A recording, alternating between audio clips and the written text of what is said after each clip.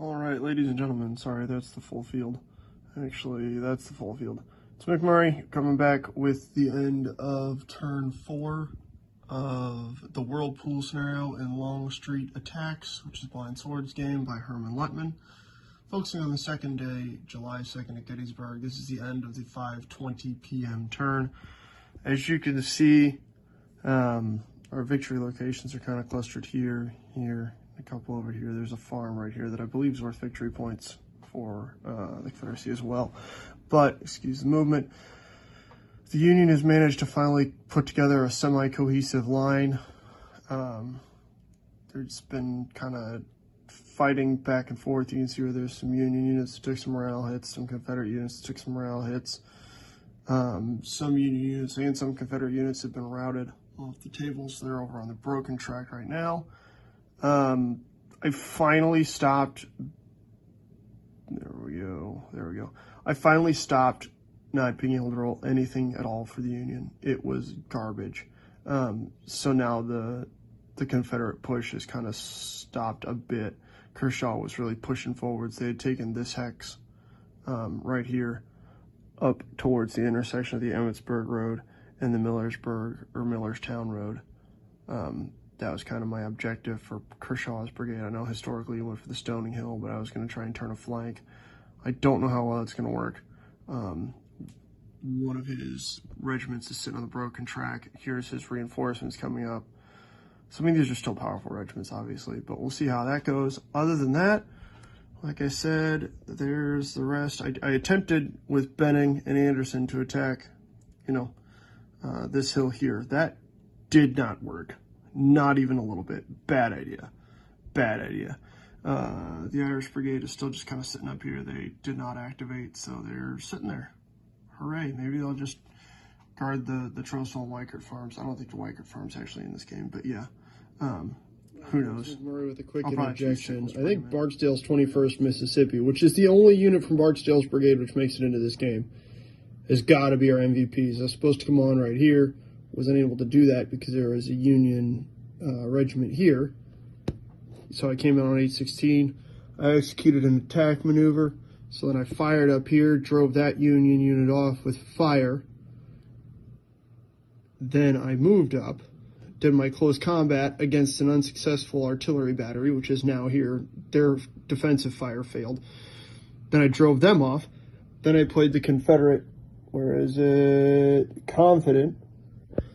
And actually, they should be here, because then I attacked back down the hill into a 2-stack from, whose regiment was that? Burling? Yeah. Into a 2-unit stack from Burling, 2 of his 5 strong. But Confident gives me a bonus, and my CR is quite higher.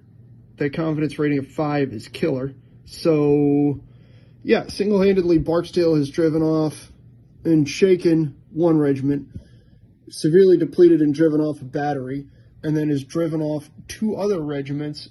And has broken 2 regiments. Barksdale, my hat's off to you. You may have just won this game for the Confederacy. Kershaw's entire brigade was unable to get up there. You can see they're beat up. Hot damn. Ladies and gentlemen, it is McMurray coming at you at the end of the 6 o'clock turn. End of turn 6. Oh, that works out. And the Whirlpool scenario from Longstreet Attacks. This turn had some action. This couple turns had some action. Anderson tried to assault directly against Schweitzer here. That did not work, hence Anderson having 1 counter on the table.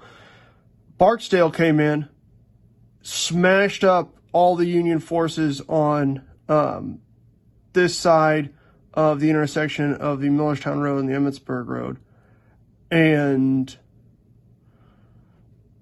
then ran everybody off, broke some folks that are on the broken track. It was a wild turn for Barksdale. Kelly wound up counterattacking, forcing them back, Kelly's Irish Brigade. So that was pretty, poetic. You got everybody that you really liked at the Wheatfield in there getting some action and doing stuff. Kershaw kind of had to rally a bit. His regiments are starting to look a little taxed. But anyways, if we can pull that Confederate rally chit and we can help Barksdale down here out, that would be great. We're going to get a whole bunch more reinforcements from both sides. I think we have Wofford's Brigade, and who else is coming in this turn? Seventh Brigade, as well as Day's Brigade from Ayers Division on the Union side. So we'll see how that works out. The Confederates are starting to come in from this direction, which is interesting because it makes me think I should have been able to knock these guys off here earlier, and I have failed at that. So we'll see how that works. All right, later, guys. And just like that, folks, 6:20 p.m., Dan the man got hit again. So, you know, he'll be back to Washington soon. The ladies can rejoice. Teresa will be happy. Alrighty, folks, we are back. This is the end of turn 8, so we're going into the 7 o'clock turn in the Whirlpool scenario, or Whirlwind, I don't remember. Either way, the Wheatfield scenario, scenario 2, from Hermann Luttmann's outstanding blind swords game, Longstreet attacks, which focuses on the second day at Gettysburg. We are fighting over the Wheatfield. There's Wheatfield right there. We haven't had much fighting in the Wheatfield, in all honesty, but the Confederates have effectively turned the Union line. They're starting to take more parts of the Stony Hill here.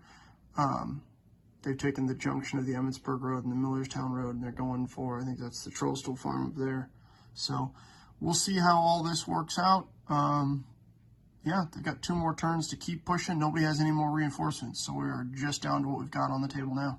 All right, cool. Talk to you soon. All right, folks, it's McMurray. End of game for Longstreet attacks, scenario 2, which focuses on the Wheatfield. This is a blind sword system game by Hermann Luttmann, focusing on the second day at Gettysburg, much like Hex to Hex was playing, excuse me for the sloppiness of some of the counters, much like Hex to Hex was playing a second day of Gettysburg game centered around the Wheatfield from Hermann Luttmann's tattered flag system. This is our wrap-up.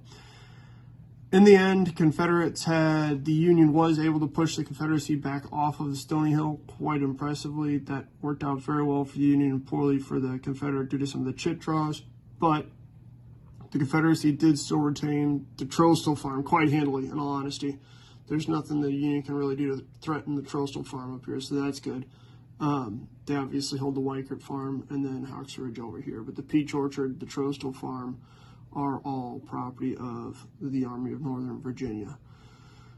With that being said, we have a Union victory where the Confederates able to hold these 3 hexes. It obviously would have been a Confederate victory.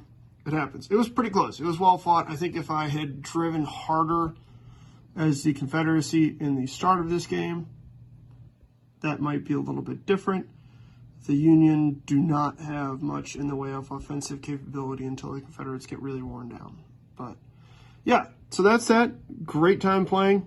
As always, outstanding. I played all that. Sorry if these videos are getting progressively shorter. I've played 9 turns of this or 8 turns of this today, and it's about 2 o'clock in the afternoon. So it's been a good day of gaming. But there we go. God, look at the map. These are incredible. There you got the round tops. But yeah, so there you go, guys. We have a minor Union victory. Great game. You should 100% pick up Longstreet attacks. If you've never played blind swords before, that's fine. The little round top scenario, or the round top scenario, is perfect for starting the system. That's how I did.